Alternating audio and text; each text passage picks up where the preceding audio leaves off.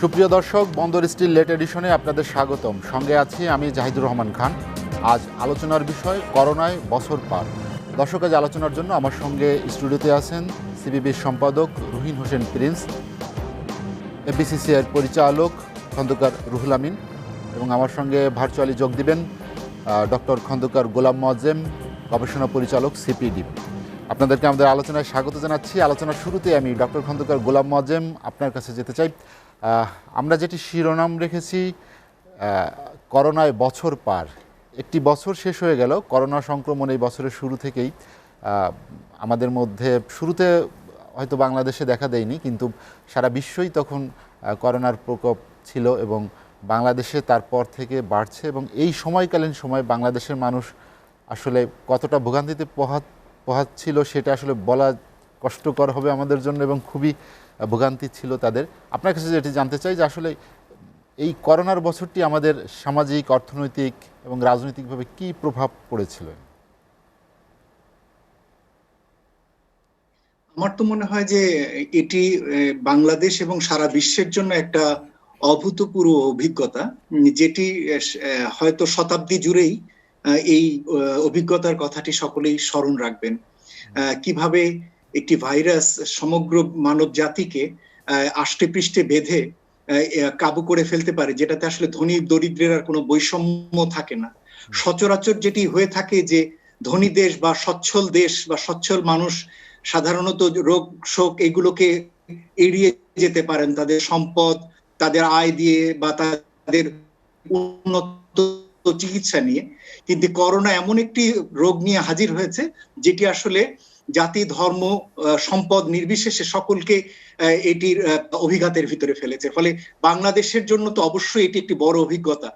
দেখুন, বাংলাদেশ নিয়ে সাম্প্রতিককালে আমাদের অনেকগুলো আশাবাদী দিক, ইতিবাচক পরিবর্তন আমরা দেখে আসছি। মার্চ থেকে জুন সময়কালের ভিতরে এটি আমাদেরকে বড়ভাবে দুশ্চিন্তার মধ্যে ফেলেছিল। এবং সে সময় আমরা এমনও দুর্যোগের কথা ভেবেছি যে আমাদের মতো এরকম ঘনবসতিপূর্ণ দেশে এরকম একটি ভাইরাস সংক্রমিত হলে আমরা কিভাবে মৃত্যু ঠেকাবো, কিভাবে আসলে মানুষজনের কাছে খাবার পৌঁছে দেওয়া হবে, কিভাবে জীবিকা নির্বাহ করবে, এই সমস্ত দুশ্চিন্তা ছিল। তবে সেইখান থেকে যেটা বেরিয়ে এসেছি, আমি বলবো যে আমি কিছুক্ষণ আগে তথ্য দেখছিলাম অর্থাৎ তৃতীয় প্রান্তিকের এই বছরের জুলাই থেকে অক্টোবর সময়কালে আমি দেখছিলাম যে অনেকগুলো জায়গায় আমরা ইতিবাচক একটা জায়গায় চলে এসেছি এই সময়কালের ভিতরে। কিন্তু তারপরেও বলতে হবে যে আগের প্রান্তিকের অভিঘাত এখনো কিন্তু আমরা কাটিয়ে উঠতে পারিনি। ফলে যে সমস্যার মধ্যে আমরা গভীরতরভাবে নিপতিত হয়ে আছি সেখান থেকে হয়তো ধীরে ধীরে বেরিয়ে আসার চেষ্টা হচ্ছে, কিন্তু বড়ভাবে আমাদের অর্থনৈতিক, আমাদের স্বাস্থ্যগত জায়গাটিতে এবং আমাদের সামাজিক বিভিন্ন খাতে এখনো বড়ভাবে চ্যালেঞ্জগুলো অব্যাহত রয়েছে, যেটি আসলে আগামী দিনগুলোতে আমাদের পেরিয়ে আসতে হবে। জি, গোলাম মোয়াজ্জেম, আপনার কাছে আবার আসবো আমি। রুহিন হোসেন প্রিন্স, যেটি গোলাম মোয়াজ্জেম বলেন যে আমাদের আসলে অনেক চ্যালেঞ্জ সামনে, সেটা আমরা কিভাবে মোকাবিলা করব, বিশেষ করে একটি বছর যেখানে সব ধরনের কর্মকাণ্ড অনেকাংশে যে গতি ছিল সেখান থেকে আমরা একদম নিম্নমুখী হয়ে গেছি। এই অবস্থা থেকে উত্তরণের উপায় কি? আসলে সার্বিকভাবে বলি যে বছরটি আসলে কেমন গেল? ধন্যবাদ আপনাকে, আমি আলোচকদেরকেও ধন্যবাদ জানাচ্ছি। আসলে ঠিকই, মানে এখানে মোয়াজ্জেম ভাই তো বিশেষ করে শুরুর এবং সারা দুনিয়ায় তার অভিঘাত এবং একটা ভীতিকর অবস্থা এবং কি পরিবেশ সেটা উনি তুলে ধরলেন। আমি অন্যদিকে না যেয়ে ছোট করেই, কারণ অর্থনীতির মূল ধারা নিয়ে আলোচনা এখানে যেহেতু গোলাম মোয়াজ্জেম আছেন, তিনি বিস্তারিতই বলতে পারবেন তথ্যপাত্র সহ। আমি 2-3টা দিকে একটু দৃষ্টি আকর্ষণ করতে চাই প্রথম কথা, ধরেন একজন রাজনৈতিক কর্মী হিসাবে তো আসলেই এই পুরো করোনাকালেই এক ধরনের কি বলে, প্রথমে মনে হলো একটা বন্ধিত্ব অবস্থার মধ্যে যেন আছি এখনো। কারণ রাজনৈতিক কর্মী হিসাবে তো প্রতিনিয়তই মানুষের কাছে যাওয়া সেটাই কাজ।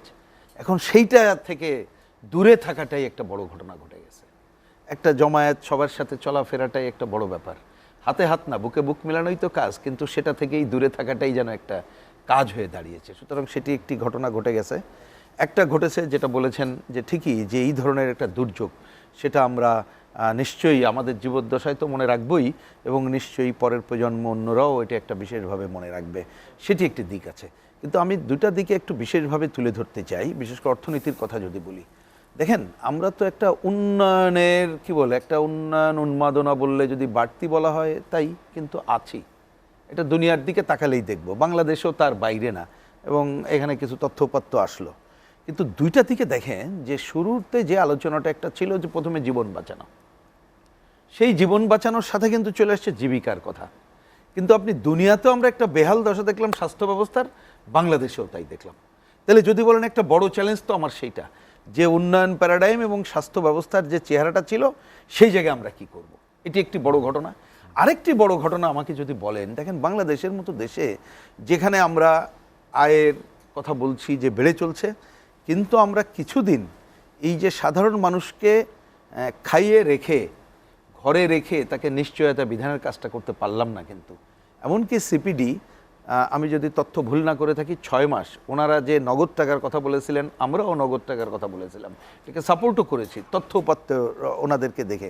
তো সেই জায়গাটা সরকার সেখানে কিন্তু সাহস দেখালো না, কিছুটা করেছিল কিন্তু সেটা দেখায়নি মানে বাস্তবতা সেই জায়গায় নাই।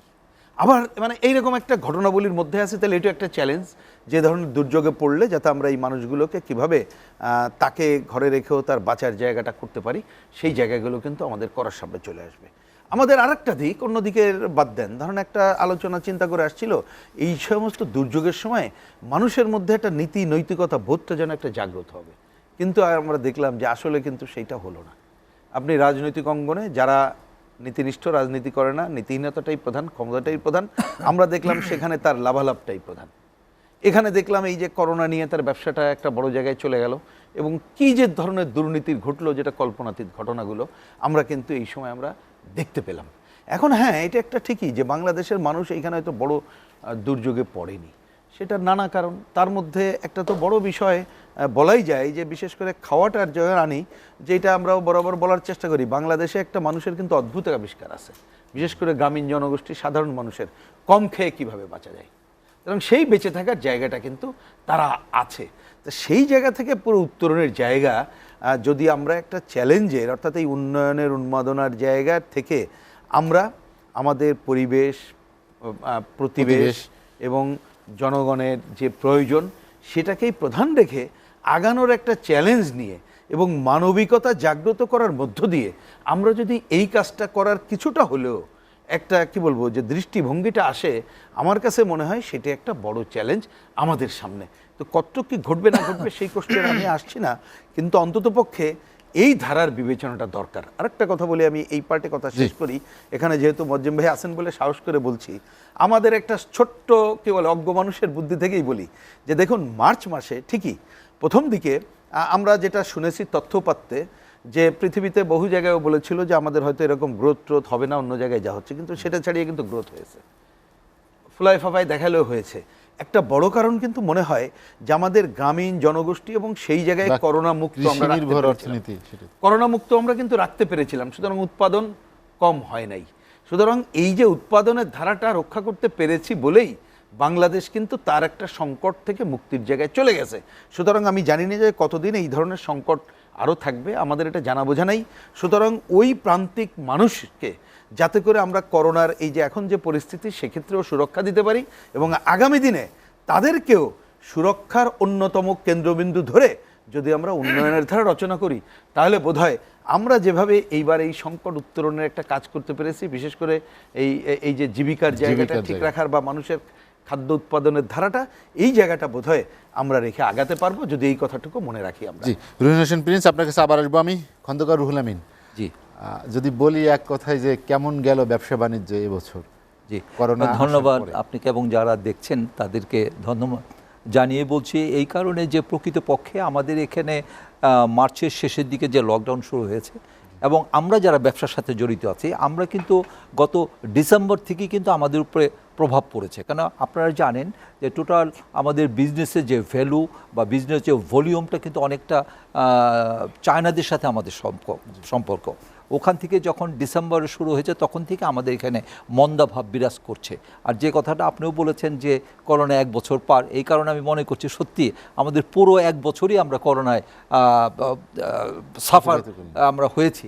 তো এখানে অনেক কিছুই অ্যাকচুয়ালি আমাদের বদলে দিয়েছে।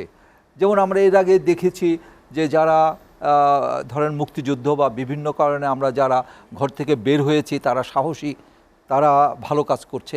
আর এখন ঠিক উল্টোটো, কিন্তু যারা ঘরে থাকবে তারাই এখন বীর বলছে তাদেরকে, তাই তো? এই যে যে বিভিন্ন পরিবর্তন, এটা সত্যি আমাদের কাছে শিক্ষণীয় বিষয় আছে। আর যে কথা আমাদের গোলাম মোয়াজ্জেম সাহেব যে কথাগুলো বললেন এবং আমাদের প্রিন্স ভাই বললেন, আমি তাদের সাথে সম্পূর্ণ একমত। এবং এইটা আমাদের সমস্ত বিশ্বকে আপনার অনেক কিছু শিখিয়েছে চোখে আঙ্গুল দিয়ে।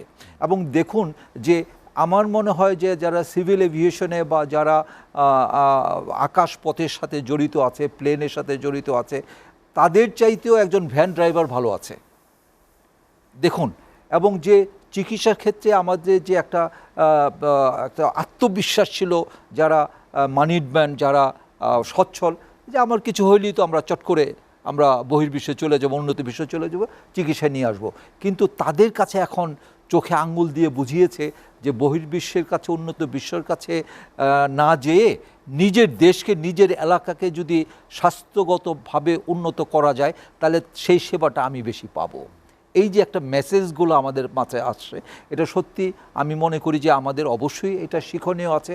আর প্রকৃতপক্ষে দেখুন যে আমাদের শিক্ষা ক্ষেত্র যেটা, এডুকেশনটা যেভাবে আপনার এটা বাধাগ্রস্ত হয়েছে, সেই প্লে থেকে আরম্ভ করে আপনার পিএইচডি পর্যন্ত প্রতিটা ক্ষেত্রেই কিন্তু এফেক্টেড হয়েছে। যদিও আমরা বলছি ভার্চুয়াল মাধ্যমে, ইন্টারনেটের মাধ্যমে ক্লাস হবে, পড়াশোনা হবে, সেটা কি আদৌ হয়েছে? টোটালি কিন্তু ফেলুর হয়েছে। তা সুতরাং একটা জাতি, একটা দেশ, একটা সভ্য যেখানে শিক্ষাক্ষেত্রে যত উন্নতি করা যায়, সেখানেই কিন্তু অ্যাকচুয়ালি একটা দেশ ভালো কিছু পায়, জাতি ভালো কিছু পায়, সভ্যতা বিরাজ করে, সেখানে কিন্তু বাধাগ্রস্ত হয়েছে। তাই আমি বলতে চাচ্ছি যে এর আগে আমরা যেটা বলেছিলাম, সমস্ত বিশ্ব একটা গ্লোবালাইজেশন, একটা হাতের মুঠোয় চলে আসছে, এখন কিন্তু সেটা নাই। এখন যেহেতু বিশ্ব আপনার দুর্দ্বন্দ্ব যেভাবে আছে সেইভাবে আলাদা আলাদা আছে, এখন নিজেদের মধ্যে স্বয়ংসম্পন্নতা সবচেয়ে বেশি দরকার। তাই আমি মনে করি এই প্রেক্ষাপটে একটি বছর আমাদের বাংলাদেশ সম্বন্ধে বহির্বিশ্ব, উন্নত বিশ্ব যে ধরনের ধারণা করেছিল, তা টোটালি কিন্তু পাল্টে গিয়েছে। এটা আল্লাহ তাআলার রহমত এবং আমাদের এখানকার জনগণের একটা স্পিরিট, একটা আত্মবিশ্বাস। কারণ ন্যাচারাল ডিজাস্টারকে মোকাবেলা করা, এগিয়ে যাওয়া, এটা কিন্তু আমাদের স্বভাব, এটা আমাদের রক্তে নিকোটিনে এখানে আছে। সেই কারণে আমরা মনে করি যে অন্য বিশ্বের চাইতে আমরা ভালো আছি, আমরা এটাকে ট্যাকেল দিতে পেরেছি এবং আমরা ইন্ডিভিজুয়ালি আমরা পেরেছি। সরকার সহযোগিতা করেছে এবং আমরা ইন্ডিভিজুয়ালি যার যার ক্ষেত্রে আমরা যথেষ্ট উদারতা বলেন বা যোগ্যতা বলেন আমরা প্রমাণ করেছি। যে কথা প্রিন্স ভাই বললেন যে প্রকৃতপক্ষে আমাদের গ্রামের অর্থনীতি যেটা 80% এটা প্রভাবিত করে, সেখানে কিন্তু আমরা বিন্দুমাত্র আমাদের বাধাগ্রস্ত হয় না। সমস্ত গ্রাম জনপদ, ওখানে গেলে আশ্চর্য যে করোনা এই পৃথিবীতে বা এইভাবে বিরাজ করছে, আমি গ্রামে গেলে সেটা আমি দেখি না, টোটালি আলাদা এবং সুন্দরভাবে ঘুরে ফিরে বেড়াতে পারছি। এবং ভালো কথা যেটা আমাদের খাদ্যের দিক দিয়ে এবং ডিস্ট্রিবিউশন দিক দিয়ে আমাদের খুব ভালো করেছে। এবং বর্তমান সরকার ব্যবসায়ীদের অর্থনৈতিক কর্মযোগ্য পরিচালিত করার জন্য রানিং ক্যাপিটাল থেকে যে সুযোগ সুবিধার কথা দেওয়ার কথা হচ্ছে, যদিও বিভিন্ন জায়গায় বাধাগ্রস্ত হচ্ছে, বাংলাদেশ ব্যাংক কিছু ব্যারিয়ার দিয়েছে, তারপরে আমি বলবো অনেক কাজ হয়েছে। কেন আমরা দেখেছি যে এই ধরনের করোনাকালীন বলি বা দুর্ভিক্ষের সময় যে জিনিসটা আছে, তা হলো যদি অর্থনৈতিক কর্মকাণ্ডকে আমরা সচল রাখতে পারি এবং খাদ্যকে পরিবহন দিক দিয়ে সুচারুভাবে পালন করতে পারি, তো তখন কিন্তু কোনো দুর্ভিক্ষ হয় না, যেটা বাংলাদেশে হয়েছে। তাই এই কারণে আমি বলতে চাচ্ছি গত একটি বছর আমাদেরকে অনেক শিক্ষা দিয়েছে এবং বাংলাদেশের জনগণ যে সেলফ কনফিডেন্স ব্যাপারটা, এটা আমরা চেষ্টা করেছি দেখানোর জন্য। এবং স্বয়ংক্রিয়ভাবে এই করোনা আমাদের অনেকের হয়েছে, আবার অটোমেটিকভাবে আমরা সেটা জয় করতে পেরেছি। এই কারণে আমি মনে করি এই ট্রেন্ডটা যদি ধরে রাখতে পারি এবং আমাদের স্বাস্থ্য খাত, অর্থনৈতিক খাত আর পরিবহন খাত, এটা যদিও সুচারুভাবে আমরা সঠিক রাখতে পারি, আমি মনে করি যে সামনে যে চট করে এই করোনাকালীন চলে যাবে, যেটা যুক্তরাজ্য সহ অনেক জায়গায়, ইভেন জাপানেও আমরা দেখেছি যে এই ভাইরাসটা নতুন মাত্রা নিয়েছে এবং যে আপনার টিকার কথা বলেছে, এই টিকা কিন্তু ওই ভাইরাসকে করতে দমাতে পারবে না, নতুনভাবে আবার শুরু হয়েছে। তাই এই কারণে বলা যাচ্ছে না যে করোনা কোথায় নিয়ে যায়, আমাদের সংখ্যাটা রয়েই যাচ্ছে। এখন তারাই বলছে যে 60 to 90% এখানে যে ডিফারেন্সটা, এই ডিফারেন্সটা থেকে যাচ্ছে যে আমি টিকা দিলেই যে আমি সার্ভাইভ হতে পারবো, আমি ভালো থাকতে পারবো, সেই জিনিসটাকে আমরা বলতে পারছি না। তা সুতরাং আমাদের সত্যি কথা যে এই করোনা যে আমাদের কোথায় নিয়ে যায় এখন কিছুই বলা যাচ্ছে না। কাটেনি খন্দকার রুহুল আমিন। আমরা একটা বিরতি নিব। দর্শক, বন্দর স্টিল লেট এডিশনে নিচ্ছে একটা বিরতি, ফিরবো শীঘ্রই, সঙ্গেই থাকুন।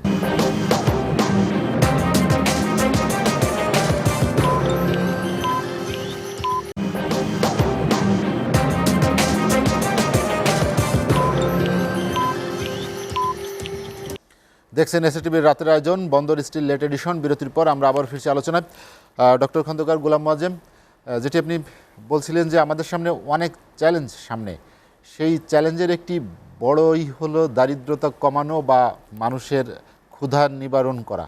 সম্প্রতি একটি জরিপে যেটি দেখা গিয়েছে যে মানুষের এই ক্ষুধার পরিমাণ বেড়েছে বা দারিদ্র্যের সংখ্যা সামনের দিকে বেড়েছে, বিশেষ করে শহরে জনগোষ্ঠীর মধ্যে এটির প্রভাব বেশি। শহরে নিম্ন আয়ের অনেক মানুষ যাদের ঠিকমতো তারা খেতে পারে না, এরকম একটি আভাস দেওয়া হয়েছে।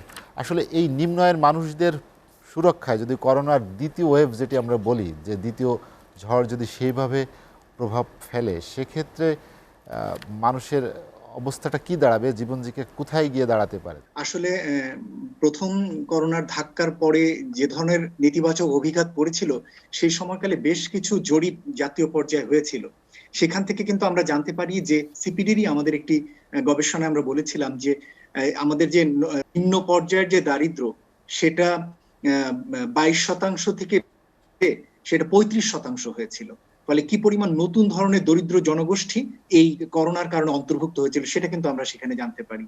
আর একটি জরিপে বলা হয়েছিল যে 1.5 কোটি মানুষ এপ্রিল মাসে বেকার ছিল, সেটাও কিন্তু এই সময় বেরিয়ে এসছে। এবং সেটা যদি বিবিএস এর তথ্য অনুযায়ী সেটা ছিল প্রায় 22% মতো।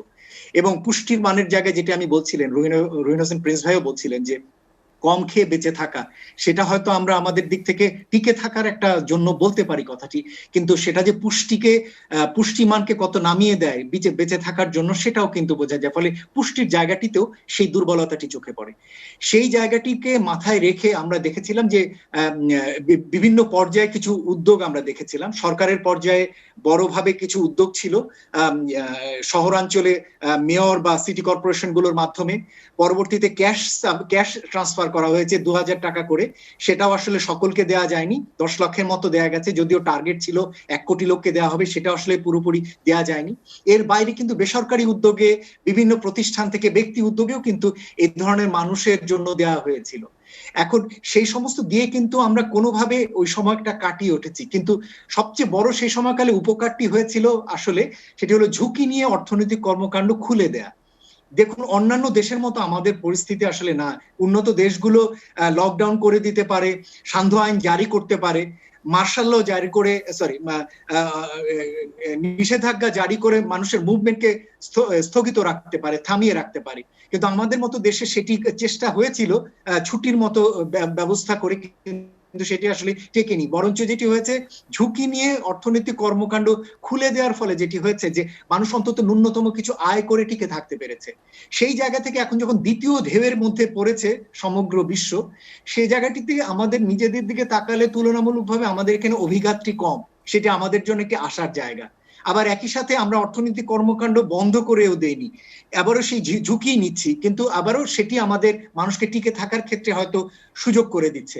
হয়তো এই মেকানিজম নিয়েই হয়তো আমাদেরকে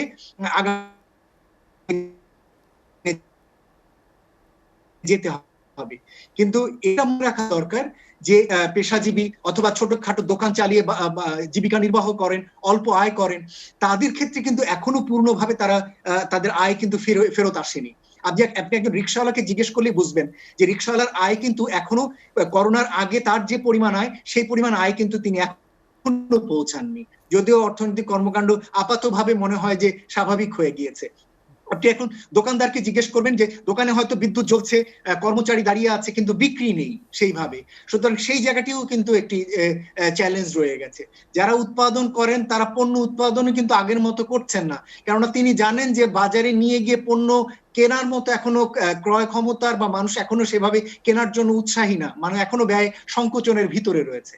এই সমস্ত জিনিসগুলো আগামী দিনের দিকে তাকানোর বিষয় রয়েছে, যে আগামী দিনে এই ক্ষুদ্র আয়ের মানুষ, সীমিত আয়ের মানুষ, তাদেরকে কিভাবে আয় নিরাপত্তা দেওয়া যাবে বা কাজের একটা নিরাপত্তা দেওয়া যাবে, সেটি খুব প্রয়োজন। আশার কথা আমরা মনে করছি যে দ্বিতীয় যে প্যাকেজটির কথা বলা হচ্ছে, এই প্যাকেজটির অধীনে এই যে যারা ছোট ছোট সেবা প্রতিষ্ঠানের সাথে জড়িত, ক্ষুদ্র ক্ষুদ্র ব্যবসা করেন, এদেরকে টার্গেট করা হয়, যেন ক্ষুদ্র মাঝারি শিল্পের সঙ্গে জড়িত, এসএমই খাতের সাথে জড়িত, ট্রেডিং এর সাথে জড়িত, তাদেরকে কিভাবে ওয়ার্কিং ক্যাপিটাল দিয়ে একটা নির্দিষ্ট সময় পর্যন্ত টিকে রাখা যায় সেটি চেষ্টা করা। যারা মজুর, দিন মজুর বা অন্যান্য পেশাজীবী রয়েছেন, তাদেরকে কিভাবে কাজের সুযোগ করে দেওয়া যায়। আমরা বেশ কিছুদিন থেকে বলছি যে সরকারের যে বিভিন্ন কর্মসৃজন প্রকল্পগুলো রয়েছে, যেমন গ্রামাঞ্চলে রয়েছে হলো গ্রামীণ অবকাঠামো নির্মাণ বা সংস্কার প্রকল্প, আমরা দেখেছি ইতিমধ্যে দুটো প্রকল্প নেওয়া হয়েছে, 5,000 কোটি টাকার এবং 3,000 কোটি টাকার। এই ধরনের প্রকল্পগুলো কাজ সৃষ্টি করতে পারবে গ্রামাঞ্চলে, যেখানে এরা কাজের সুযোগ পাবেন। কিন্তু শহরাঞ্চলের জন্য যেটি প্রয়োজন, যে ব্যবসা বাণিজ্যের সুযোগ সৃষ্টি করা, যাতে এই সমস্ত জায়গায় ছোটখাটো মানুষ কাজ করে যাতে টিকে থাকতে পারে, এবং একই সাথে ঋণ বিতরণের ক্ষেত্রে স্বাভাবিক যে ব্যাংকিং সিস্টেম, এর বাইরে গিয়ে চিন্তা করা, নতুন ধরনের উদ্ভাবনী কিছু ব্যবস্থা দিয়ে চিন্তা করা, যেমন এনজিওর মাধ্যমে ক্ষুদ্র মাঝারি উদ্যোক্তাদেরকে ঋণ দেওয়া যায় কিনা, অ্যাসোসিয়েশন গুলোর সঙ্গে যোগাযোগ রেখে কিভাবে ঋণের কার্যক্রম সম্প্রসারণ করা যায়, এই ধরনের ছোট ছোট ব্যবসায়ীদের, যারা কিনা ব্যাংকের সাথে যাদের সেভাবে সম্পর্ক নেই, ওরকম ধরনের উদ্যোগ কিন্তু আগামী দিনে প্রয়োজন হবে, যাতে অন্তত স্বাভাবিক সময়কালটি আসা পর্যন্ত তারা যেন টিকে থাকেন। আরেকটি যেটি সরকারের জন্য এখন গুরুত্বপূর্ণ হয়ে দাঁড়িয়েছে, সেটি হলো কত তাড়াতাড়ি ভ্যাকসিন সাধারণ মানুষের ভিতরে ছড়িয়ে দেওয়া যায়, নিশ্চিত করা যায়। উন্নত দেশগুলো ইতিমধ্যেই তাদের প্রয়োজনীয় অতিরিক্ত পর্যন্ত ভ্যাকসিন তারা অর্ডার দিয়ে নিয়ে ফেলছে। আমাদের মতো কিন্তু দেশে এটি অন্তত ন্যূনতম পরিমাণেও যদি আসার দরকার হয়, সেটিকে আমরা কবে পাবো, সেটি কিন্তু এখন জনগণ জানতে চাচ্ছেন। কেননা ওটি ভ্যাকসিনের মাধ্যমে যদি সুরক্ষা নিশ্চিত করা যায়, তাহলে স্বাস্থ্যগত নিরাপত্তা নিয়ে যদি মানুষ স্বাভাবিক চলাফেরায় ফিরতে পারে, তাহলে স্বাভাবিক অর্থনৈতিক কর্মকাণ্ডেও সেটা গতিশীলতা নিয়ে আসতে পারবে। সুতরাং সরকারের স্টিমুলাস প্যাকেজ ধরনের কাজের পাশাপাশি একটা বড় রকমের ড্রাইভ দেওয়া দরকার, অর্থ সংগ্রহ করা, যাতে ভ্যাকসিন আমরা কিনতে পারি। এখন সরকারের হাতে অর্থের সংকট রয়েছে ভ্যাকসিন কেনার জন্য, সুতরাং যত বেশি পরিমাণে অর্থ বিভিন্ন দাতা সংস্থা থেকে সংগ্রহ করে ভ্যাকসিন যাতে আমরা আগামী বছরের ভিতরে যদি দেশের উল্লেখযোগ্য জনগণকে দিয়ে দিতে পারি, তাহলে সেটি আমাদের জন্য একটা বড় কাজ হবে, যাতে স্বাভাবিক অর্থনৈতিক কর্মকাণ্ডে মানুষ ফিরে যেতে পারে। জি, খন্দকার গোলাম মোয়াজ্জেম, আপনার কাছে আবার আসবো আমি।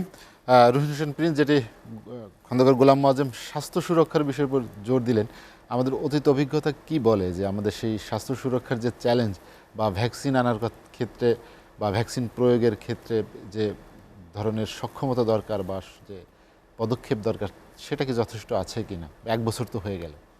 এটা তো ঠিকই, যেটা বিশেষ করে মোয়াজ্জেম ভাই কথা বললেন, তার মধ্যে মানুষের মধ্যে ধরুন বাংলাদেশে আমরা ভালো আছি যদি এইটাকে বলিও, কিন্তু ভীতি তো আছে, আপনার ভীতি তো কাটাতে হবে এবং বাস্তবে এই সংকট দূর করে তাকে তার কর্মকাণ্ডের মধ্যে নিয়ে স্বাভাবিক কর্মকাণ্ডে নিয়ে তাহলে আপনার ভ্যাকসিন আসা এবং নিয়মিত করা, এই কাজটাও দরকার। এখন এইটা আসলে কি বলি, যে এটা খুবই দুঃখের কথাও বটে। দেখুন, আমাদের প্রথম দিকে তো এটাকে আমরা কি বলে যে পাত্তাই দেইনি, এটা তো জানা কথা। তারপর একটা উপদেষ্টা কমিটিও গঠিত হলো, সেই উপদেষ্টা কমিটির কথাকেও কিন্তু সবসময় কানে দেওয়া হচ্ছে না। ওনারা যেটা বলছেন যথাসময়ে সেই কাজটাও করা হচ্ছে না, এবং সেই কাজটাই করা দরকার। এবং সেই কাজটা করার জন্য আমার দূরের অবজারভেশন যতটুকু এখনও পর্যন্ত পর্যাপ্ত ভূমিকা নেওয়া হচ্ছে বলে মনে হয় না। আপনি দেখুন, ভ্যাকসিন আসা না আসা এইটা নিয়ে যত কথার মালা গাঁথা হচ্ছে, কিন্তু বাস্তব ভূমিকা এখনও কিন্তু দেখতে পাচ্ছে না। আর টাকার কথা এখানে বিশেষভাবে উনি উল্লেখ করলেন, কিন্তু টাকাটা যে সংকট, এটা তো কখনো আমরা দেখছি না অন্য অন্য জায়গায়, অন্য প্রজেক্ট বলেন, অন্য কাজের জন্যে। সুতরাং আমাকে যদি বলেন যে যদি এইটাকে আরও থ্রাস্ট দিয়ে, এবং আমাদের যারা দায়িত্বপ্রাপ্ত, এক্ষেত্রে ধরেন আমরা তো আর অভিজ্ঞ এই জায়গায় বিবেচনা করলে ভুল হবে, অভিজ্ঞ বিবেচনা করতে হবে যারা এটা নিয়ে কাজ করেন তাদেরকে, তাদের সাথে যদি কথাটা বলে এই কাজ করে, তাহলে আমি মনে করি যে সেই সময় এখনও চলে যায়নি, যদিও দেরি হয়ে গেছে, কিন্তু সময় চলে যায়নি। সেই সময় চ্যালেঞ্জটা নেওয়াটা দরকার বলে মনে হয়। কিন্তু এই চ্যালেঞ্জটা যে নেব আমরা, তার আগে তো নির্ভর করে যে কারা করছি, আমাদের অ্যাটিটিউডে এই সাধারণ মানুষের জায়গাটা আছে কিনা। এইটা কিন্তু আমাদের ফোকাল পয়েন্টের জায়গা কিন্তু ওই জায়গাটাই। আপনি যদি ওই জায়গাটা ফোকাল পয়েন্ট করতে পারি আমরা, তাহলে আমরা বিবেচনা করব ওই মানুষকে কিভাবে আমরা পৌঁছে দেব। ওই মানুষের মধ্যে দেখেন, খালি পৌঁছে দেওয়ার কথাটা বললে হবে না, ওই মানুষের মধ্যে কিন্তু এখনো উন্নাসিকতাই হচ্ছে বেশি। তো সেই উন্নাসিক মানুষগুলোকে তো আপনি একটু কি বলে চিন্তাশীল মানুষে করার জন্য প্রচার প্রপাগান্ডা এবং জিনিসটা যে সহজসাধ্য, জিনিসটা যে সায়েন্টিফিক, জিনিসটা যে প্রয়োজন, এই প্রচার প্রপাগান্ডার কাজটাও তো করতে হবে। যেখানে একটা সাধারণভাবে আমরা অনেক সময় বলছিলাম, কারণ আমরা কিন্তু এই যে এই সময় একজন দায়িত্বশীল রাজনৈতিক দল হিসাবে আমাদের পার্টি যে এই সময় যে ধরেন পাটকল চিনিকল বন্ধ হলো, যে কর্মহীন তার বিরুদ্ধে যে আন্দোলন করছি, এই ক্ষেত্রে যে ধর্ষণ নারী নির্যাতন এর বিরুদ্ধে যে আন্দোলন করছি, একই সাথে মানুষের এই করোনা থেকে মুক্তির জন্যে তাকে সচেতন করার কাজও করছে। আমরা মাস্ক বিতরণের কাজটা কিন্তু আমাদের প্রতিদিন অব্যাহত আছে। তা আমরা একটা জায়গায় এখন এই কথাটা বলে চলেছি যে এই যে মাস্ক বিতরণটাকে যে যদি এই সরকারের উদ্যোগেও আমরা সম্মিলিতভাবে একটা সামাজিক আন্দোলনে রূপান্তরিত করতে পারতাম, তাহলে কিন্তু আপনি ওই সচেতনার মধ্য দিয়ে এই টিকা মানে কি বলে যে দেওয়ার কর্মকাণ্ডকে আপনি কিন্তু পজিটিভ জায়গায় কিন্তু নিয়ে যেতে পারতেন। কিন্তু আমরা দেখলাম সেই জায়গায় কিন্তু উন্নসিকতা রয়েছে।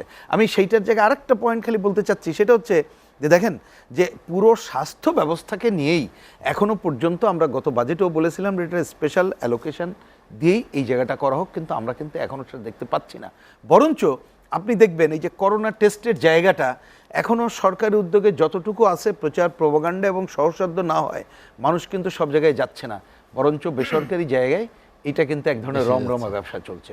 সুতরাং আপনি এই স্বাস্থ্য, হ্যাঁ মানুষ ঠিকই আছে, কিন্তু ওইটা যদি এই সাধারণ মানুষের জায়গায় পৌঁছে দিতে হয়, তাহলে রাষ্ট্রীয় উদ্যোগে দক্ষ এবং দুর্নীতিমুক্তভাবে এই কার্যক্রমটা পরিচালনা করতে হবে। সেই পরিচালনা করার জায়গাটা আমরা কিন্তু দেখতে পাচ্ছি না, যেটা অবশ্যই আমার সুশাসনের সাথে জড়িত।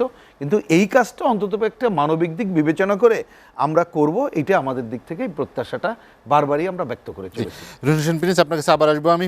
খন্দকার রুহুল আমিন, যেটি প্রিন্স ভাই বললেন যে এই করোনাকালীন সময়েও করোনার টেস্ট বলি বা করোনার অন্য সামগ্রী ক্রয় এবং সরবরাহের ক্ষেত্রে যে ব্যবসা বাণিজ্য বা যেটি নিয়ে আপনি দেখলেন যে অনেক অনিয়ম দুর্নীতির অভিযোগও এসেছে, অনেককে জেলে যেতে হতে হয়েছে, কিন্তু এটি বাংলাদেশেই এরকম, বিশ্বের কোনো দেশে কিন্তু সেটি নেই।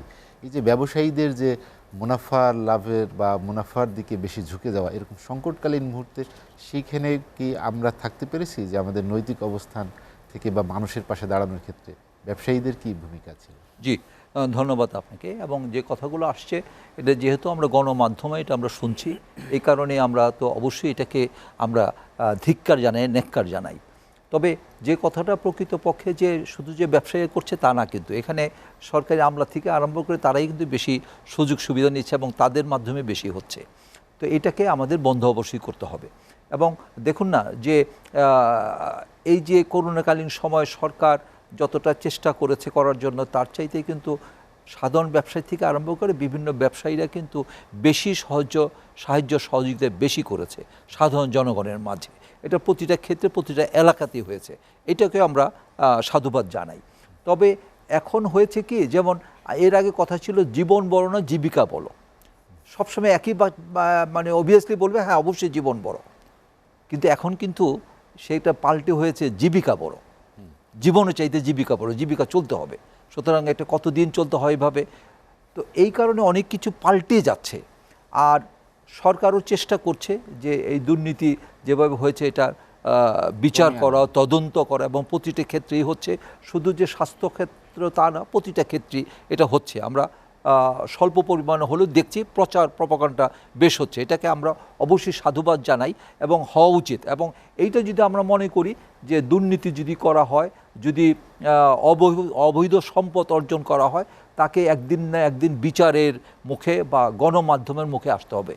এই কারণে আমি এই যে বিভিন্ন ইলেকট্রনিক্স মিডিয়া এবং প্রিন্ট মিডিয়াকে সাধুবাদ জানাই, এটা তারা যথেষ্ট সহযোগিতা করছে এবং যথেষ্ট তারা প্রচারে নিয়ে আসছে, যারা দুর্নীতি করছে, যারা অবৈধ সম্পদ অর্জন করছে, তাদেরকে জনগণের সামনে নিয়ে আসার জন্য।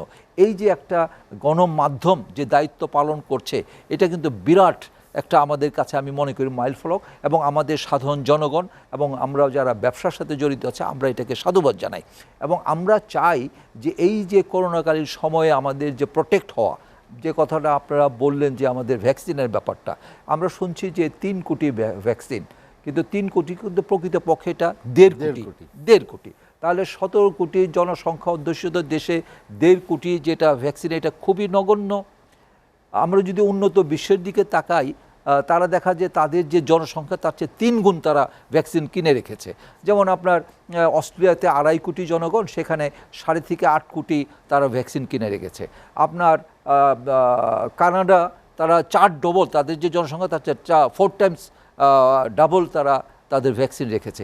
ইভেন আমরা যদি দেখি যে ল্যাটিন আমেরিকার অনেক দেশ আছে যেটা অর্থনৈতিকভাবে তারা বর্তমানে পিছিয়ে আছে, এবং আমরা বলছি এবং আমরা দেখছি যে বাংলাদেশ অর্থনৈতিক দিক দিয়ে বেশ এগিয়ে যাচ্ছে, জিডিপি গ্রোথ হচ্ছে, সেই তুলনায় কিন্তু আমরা ভ্যাকসিনের ব্যাপারে অনেক পিছিয়ে আছি। আর শুধু একটি কোম্পানির সাথে চুক্তিবদ্ধ হয়েছে। আপনার যুক্তরাজ্যে তারা তাদের ফাইজার কোম্পানিকে বা বিভিন্ন জায়গায় যেভাবে তাদের সরকারিভাবে তাদের অনুদান দেওয়া হয়েছে, সেই যুক্তরাজ্যও কিন্তু আরও 6টা কোম্পানির সাথে তারা চুক্তিবদ্ধ হয়েছে। আর সেখানে বাংলাদেশ একটা কোম্পানির সাথে চুক্তিবদ্ধ হয়ে সেখানে শেষ, এবং মাত্র 1.5 কোটি লোককে সেখানে দেওয়া যাবে। এবং এখানে যদি আমরা দেখি কারা পাবে, তো সেখানে দেখা যাবে যে সরকারি আমলা, কিছু রাজনীতিবিদ আর কিছু ব্যবসায়ী পাবে, তাছাড়া সাধারণ জনগণ বা তারা কি পাবে? তো এই দিকে আমি মনে করি যেহেতু বাংলাদেশ, আমরা মনে করি অর্থনৈতিক দিক দিয়ে আমরা এগিয়ে যাচ্ছি, আরও বেশি প্রস্তুতি নেওয়া উচিত ছিল। কিন্তু আমি মনে করি আজকে থেকে দায়িত্ব হবে যে আরও কিভাবে আমরা ভ্যাকসিনটা আমরা বেশি নিতে পারি। জি, খন্দকার রুহুল আমিন, আমরা আর একটা বিরতি নেব। দর্শক, বন্দর স্টিল লেট এডিশনে নিচ্ছে আর একটা বিরতি, ফিরবো শীঘ্রই, সঙ্গেই থাকুন।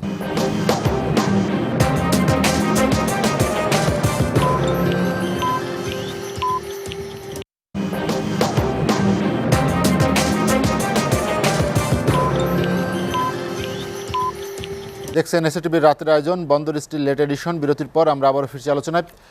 ডক্টর খন্দকার গোলাম মোয়াজ্জেম, যেটি আপনি বলছিলেন যে করোনা আমাদের গত 1 বছরে যে চ্যালেঞ্জগুলো দিয়ে গেছে বা যে চ্যালেঞ্জগুলো আমাদের সামনে এনে দাঁড় করিয়েছে, আগামী বছর অর্থাৎ যে বছর সামনে আসছে 2021 সাল, সেটি আসলে আরও কতটা বেশি চ্যালেঞ্জের মুখে পড়বে বা আর কতটা কঠিন সময় হতে পারে আমাদের জন্য? আমার মনে হয় যে আগামী বছর অর্থনৈতিক চ্যালেঞ্জগুলোর সাথে সাথে সামাজিক চ্যালেঞ্জগুলো আরো বেশি প্রকটতর আকারে প্রতিভাত হবে এবং দেখা দেবে। আমি কয়েকটা উদাহরণ দিলে আপনারা অর্থনৈতিক বিষয়গুলো তো আপনারা ইতিমধ্যেই শুনেছেন বা অনুধাবনও করছেন। সামাজিক বিষয়গুলোর দিকে আমার মনে হয় যে নজর দেওয়ার সময় এসছে, এবং কি করব আমরা সেটিও আসলে ভাবার সময় এসছে।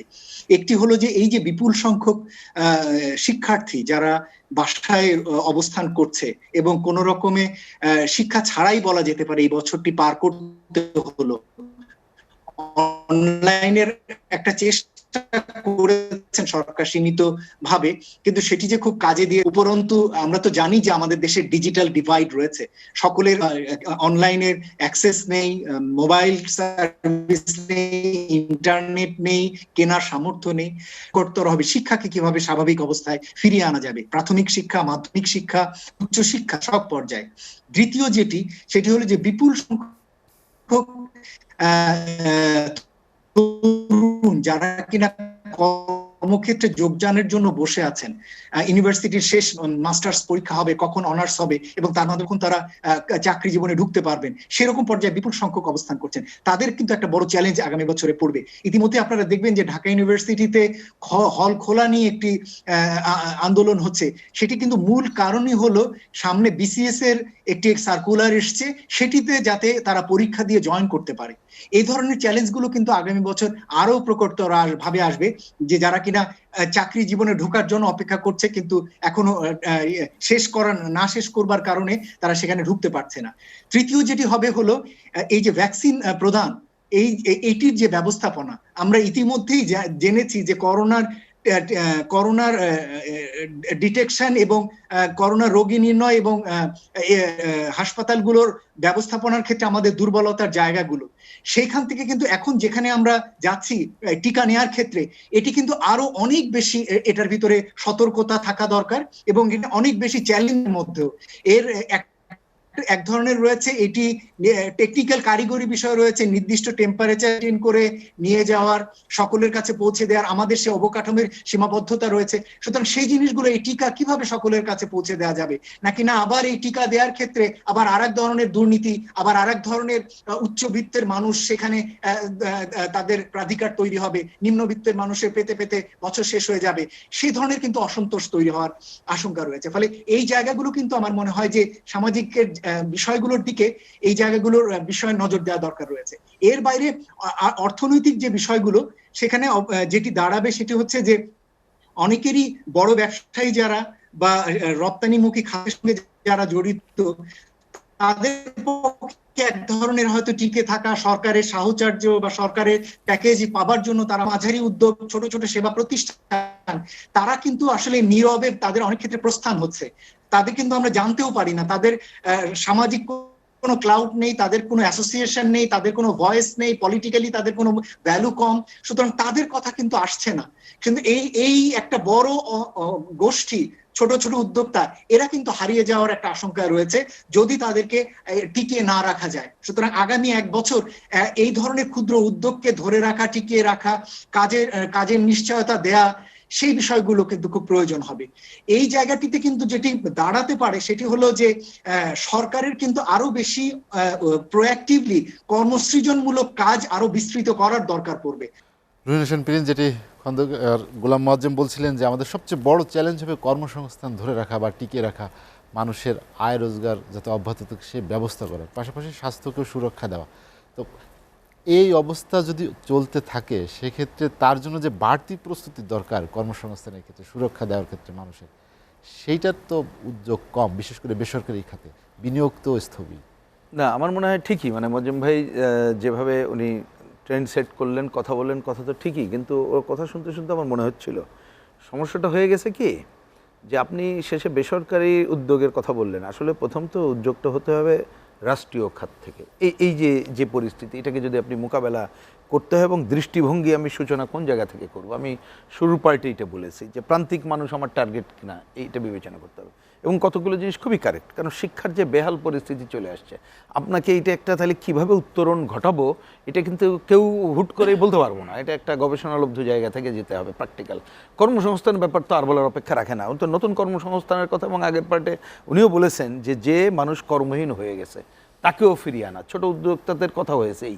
তা আমার এটা শুনতে শুনতে কী মনে হচ্ছিল জানেন, যে এইদিকে যেমন আমরা করোনার ভাইরাসও এখনও দূর যেমন হয়নি, আমাদের এই যে যারা কাজকর্ম করবে, সেই রাজনীতি কথা বলেন বা এই যাদের কথা বলেন, সেই জায়গায় তো নীতিহীনতার ভাইরাসটা দূর হয়নি।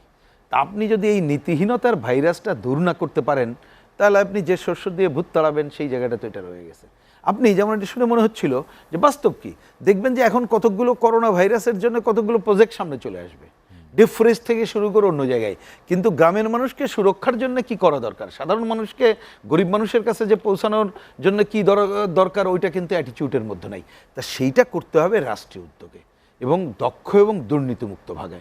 এবং আমি বলতে যে ওই যে কথা আবার রিপিট করতেছি, ইমাম আমরা কাকে মানবো? আমরা তো মানবো হচ্ছে যে যারা এ ব্যাপারে অভিজ্ঞ তাদেরকে। ওইখানে তো আমি রাজনীতিবিদ বা আমাদের কথা শোনার কথা আমরা বলছি না, কিন্তু আপনি যদি এখন ব্যবসায়ীদের সাথে ব্যবসায়ীর কথা শোনেন তাহলে তো প্রবলেম।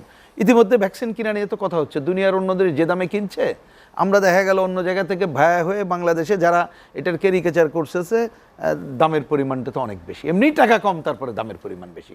তাহলে এই সামগ্রিক জায়গার নির্ভর করতেছে আসলে এর সাথে আমরা একটা সুশাসন প্রতিষ্ঠা করার জায়গায় যাব কিনা, এবং আমি পুরো সমাজকে সম্পৃক্ত করব কিনা।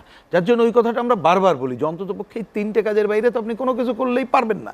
একটা হচ্ছে স্বচ্ছতা নিশ্চিত করেন, জবাবদিহিতা নিশ্চিত করেন, আর সব কাজেই সংশ্লিষ্ট এলাকার মানুষের অংশগ্রহণ নিশ্চিত করেন, বা যাদের প্রয়োজন তাদের অংশগ্রহণ নিশ্চিত করেন, আবার স্বচ্ছতা জবাবদিহিতাকেও সামনে নিয়ে চলে যান, তাহলে এটা করা যাবে।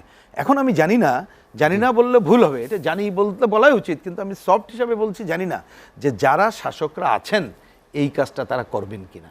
এখন এইখানে যেমন ধরেন আমাদের এই যে ব্যবসায়ী নেতা, তিনি বারবার সরকার ভালো করছেন, অমুক করছেন, এই কথা বলছেন। হ্যাঁ, সরকার তো অনেক কিছু ভালো করছেন, কিন্তু কথা তো ঠিক।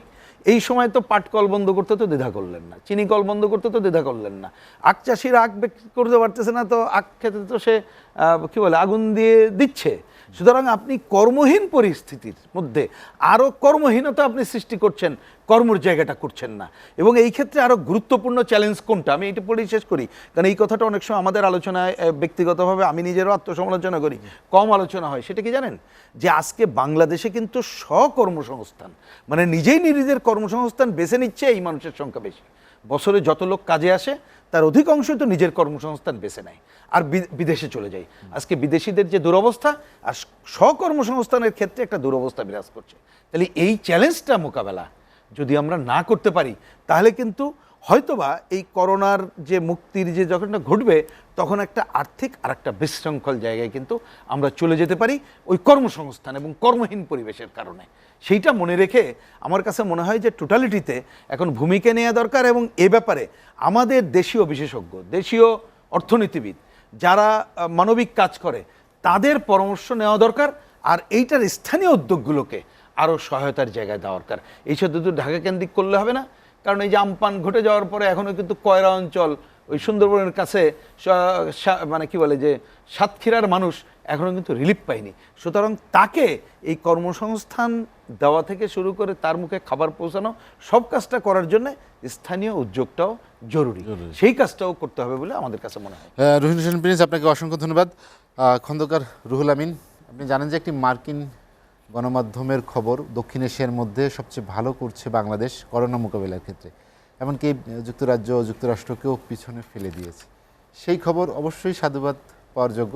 সেটা কি আসলে কৃতিত্বটা কার? এটি কি আমাদের সরকারের পর্যাপ্ত পদক্ষেপের জন্যই করোনা নিয়ন্ত্রণে ছিল, বা আমরা প্রাকৃতিকভাবেই ভাইরাস প্রতিরোধী বা অনেকটা রোগ প্রতিরোধ ক্ষমতা বেশি সেজন্য ছিল? ধন্যবাদ আপনাকে। এখন যদি আমি বলি যে সরকার এই জন্য সাধুবাদ পেতে পারে, তাহলে প্রিন্স ভাই হয়তো জোর বিরোধিতা করবেন। কিন্তু সরকারের কিছু যে ভালো পদক্ষেপ, এটা অবশ্যই আমরা সাধুবাদ জানানো উচিত। এবং বিশেষ করে আমরা অর্থনৈতিক কর্মকাণ্ডের সাথে আমরা প্রায় 3.5 কোটি থেকে প্রায় 4 কোটি ব্যবসায়ী আমরা জড়িত আছি। এখানে যদি ব্যবসায়ীরা আপনার রানিং ক্যাপিটাল হিসাবে বা বিভিন্ন কারণে সরকার যদি কিছু সুযোগ সুবিধা দেয়, সেখানে তো অবশ্যই আমাদের বলা দরকার।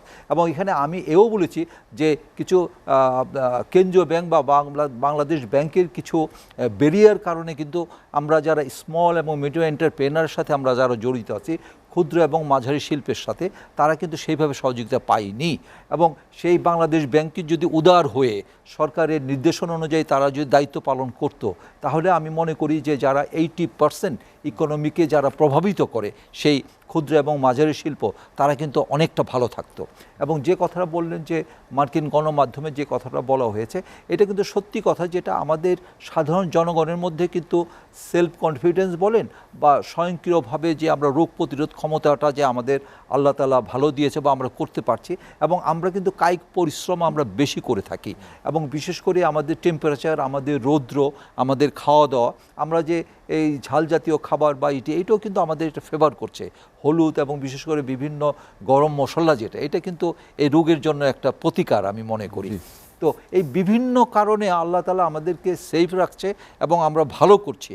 শুধু তাই নয়, আমাদের নিজেদের মধ্যে সংক্রামিত যেভাবে হচ্ছে এবং স্বয়ংক্রিয়ভাবে ভালো হয়ে যাচ্ছে।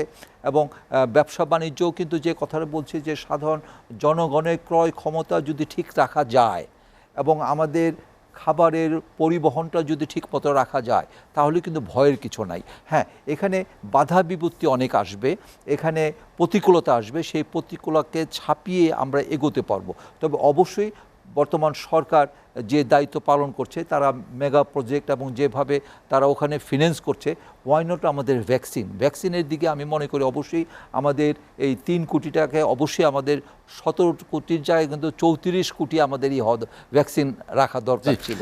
সেখানে আমরা এটা সরকার, আমি মনে করি এটা খুবই অল্প পরিসরে তারা এগোচ্ছে এবং একটি কোম্পানির সাথে না করে বিভিন্ন কোম্পানির সাথে। আর এখানে প্রিজার্ভেশনের ব্যাপারটাও আছে। প্রিজার্ভেশনের ব্যাপারটা আমি বলবো যে অবশ্যই সরকার পূর্ব পরিকল্পিতভাবে আগে থেকে আমরা কেন করি না, এটি আমার দুঃখ। যেটা খন্দকার রুহুল আমিন, আপনাকে অসংখ্য ধন্যবাদ। ডক্টর খন্দকার গোলাম মোয়াজ্জেম, আপনার কাছে যেতে চাই, আপনি শুনতে পাচ্ছেন? আমরা যেটা নিয়ে আলোচনা করছিলাম যে নতুন বছরে আমাদের আসলে আরো কতটা কঠিন সময় অপেক্ষা করছে, নাকি আমরা আরো সুন্দরভাবে আগামী বছর মোকাবেলা করতে পারবো? নতুন বছরে আসলে দুটো বিপরীত মুখী প্রবণতা তৈরি হতে পারে। একটি হলো যে ন্যূনতম যে সমস্ত বিষয়গুলো সেগুলোতে হয়তো আমাদের কিছুটা স্বস্তি আসবে, সেটি ঠিক, কিন্তু একই সাথে বৈষম্যের জায়গাটি আরো প্রকটতর হবে। আমি বৈষম্য বলতে কিন্তু শুধু আয় বৈষম্য বোঝাচ্ছি না, আমি আয় বৈষম্য তো বাড়ছেই এবং এটি আগামীতে আরো বাড়বে এরকম আশঙ্কা আছে। একই সাথে আমি আরো কিছু বৈষম্যের কথা আপনাকে বলতে চাই। একটি হলো ভ্যাকসিন বৈষম্য, ঋণ প্রাপ্তির বৈষম্য, শিক্ষা বৈষম্য, ডিজিটাল বৈষম্য, পিছিয়ে পড়া জনগোষ্ঠীর বৈষম্য, নারী পুরুষ বৈষম্য, এগুলো কিন্তু বেড়ে যাওয়ার আশঙ্কা রয়েছে নতুন বছরে।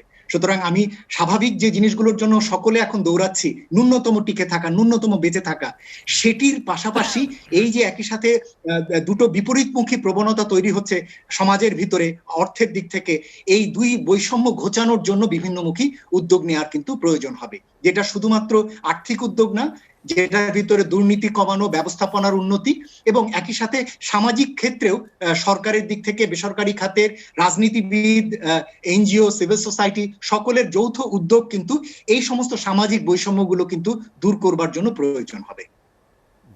হ্যাঁ, এখন ডক্টর খন্দকার গোলাম মোয়াজ্জেম, আমরা আলোচনার শেষ দিকে চলে এসেছি। আপনাকে অসংখ্য ধন্যবাদ আমাদের সঙ্গে আলোচনায় যোগ দেওয়ার জন্য। রুহিন হোসেন প্রিন্স এবং খন্দকার রুহুল আমিন, আপনাদেরকে অসংখ্য ধন্যবাদ।